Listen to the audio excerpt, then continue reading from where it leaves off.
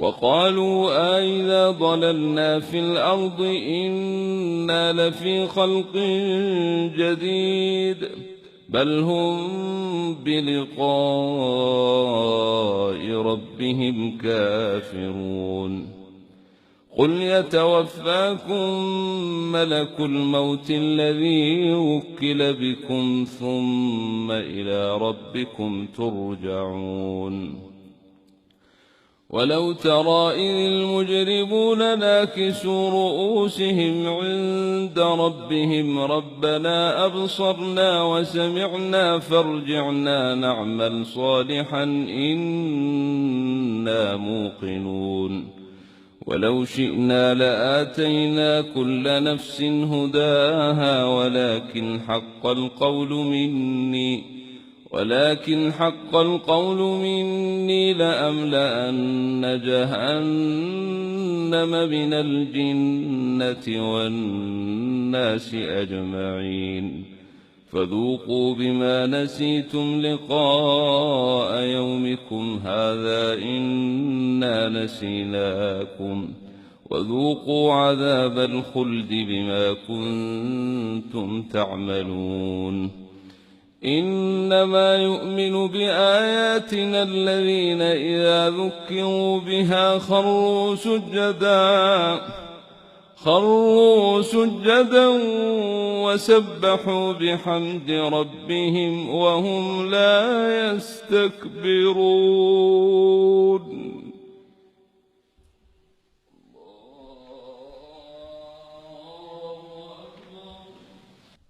الله أكبر تتجافى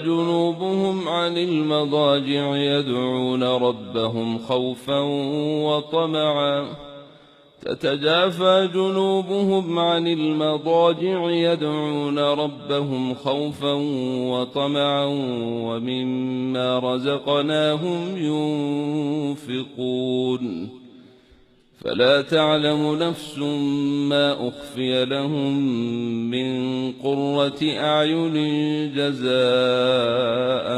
بما كانوا يعملون أفمن كان مؤمنا كمن كان فاسقا لا يستوون أما الذين آمنوا وعملوا الصالحات فلهم جنات المأوى نزلا بما كانوا يعملون وأما الذين فسقوا فمأواهم النار كلما أرادوا أن يخرجوا منها أعيدوا فيها وقيل لهم ذوقوا عذاب النار الذي كنتم به تكذبون ولنذيقنهم من العذاب الأدنى دون العذاب الأكبر لعلهم يرجعون ومن أظلم ممن ذكر بآيات ربه ثم أعرض عنها إنا من المجرمين منتقمون ولقد آتينا موسى الكتاب فلا تكن في مرية من لقائه وجعلناه هدى لبني إسرائيل وجعلنا منهم أئمة يهدون بأمرنا لما صبروا وكانوا بآياتنا يوقنون إن ربك هو يفصل بينهم يوم القيامة فيما كانوا فيه يختلفون أولم يهد لهم كم أهلكنا من قبلهم من القرون يمشون في مساكنهم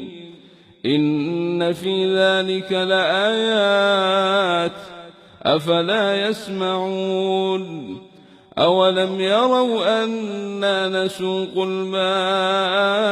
إلى الأرض الجرز فنخرج به زرعا تأكل منه أنعامهم وأنفسهم أفلا يبصرون ويقولون متى هذا الفتح إن كنتم صادقين قل يوم الفتح لا ينفع الذين كفروا إيمانهم ولا هم ينظرون